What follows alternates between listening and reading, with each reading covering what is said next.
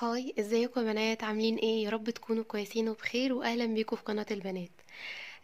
رجعت بعد غيبة طويلة قوي قوي قوي، وحشتوني فيها قوي قوي قوي. بجد والله مش كلام. آه غبت فترة كبيرة فعلا. وانا مش عارفة بقى انتوا يا ترى فاكريني ولا نسيتوني ولا ايه، والله هعيط.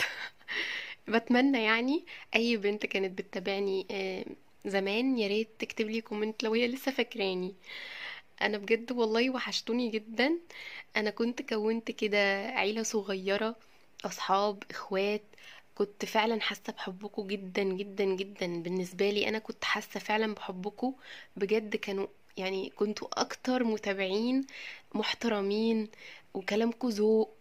بجد انا كنت محظوظة بيكم. يا رب ان شاء الله نرجع تاني و... واشوف كومنتاتكم الحلوة تاني على الفيديوهات. عايزاكم تسامحوني بقى على الفترة الكبيرة اللي انا قطعت مرة واحدة كده وما عدتش بنزل فيديوهات، لان طبعا انتوا عارفين ان انا من ساعة ما بنتي جت للدنيا ونورتها، ربنا يخليها ويحميها يا رب، ما كانش ينفع ان انا اهتم بحاجتين. ما قدرتش بصراحة، لان برضو القناة دي مسؤولية وبتاخد من وقتك جدا. فما كانش ينفع ان انا يعني اشتت تفكيري او اشتت اهتمامي في حاجتين. كان لازم اخصصه لكل الوقت لبنتي، وكمان علشان انا مامي جديدة فما كنتش فاهمة ايه اللي بيحصل واهتم بيها ازاي. قلة نوم، آه، نوم مقطع يعني. بصراحة هي مسؤولية كبيرة ومتعبة. يعني ربنا يخلي كل امهاتنا يا رب ويحفظهم، لانهم بجد بجد بيتعبوا معانا. آه، عايزة بقى اقول لكم ان انا ان شاء الله ان شاء الله ناوية ان انا ارجع للقناة تاني وانزل فيديوهات تاني. يا رب ان شاء الله تحبوها.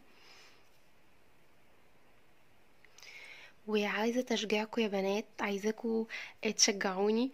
آه، بصراحة كانت احلى حاجة بتحصل بعد اي فيديو انا بنزله ان انا ببقى مستنية الكومنت. والله كنت بستنى الكومنتات بتاعتكم. يعني كانت بتديني كده حب. يعني انا كنت بحس بالحب. كنت ببقى عايزة انزل فيديوهات عشان اسمع الكلام الحلو واشوف حبكم بجد. فربنا يسعد قلوبكم كلكم يا رب يا رب. وان شاء الله يا بنات انا هنزل فيديوهات جديدة على القناة، يا رب ان شاء الله تعجبكم. مستنية تعليقاتكم عليها. هقول لكم بحبكم كتير كتير كتير، وان شاء الله القناة تكبر بيكم وبدعمكم ليا. وميرسي قوي لكل بنوتة سألت عليا في غيابي. ربنا يا رب يفرح قلوبكم، واقول لكم باي باي.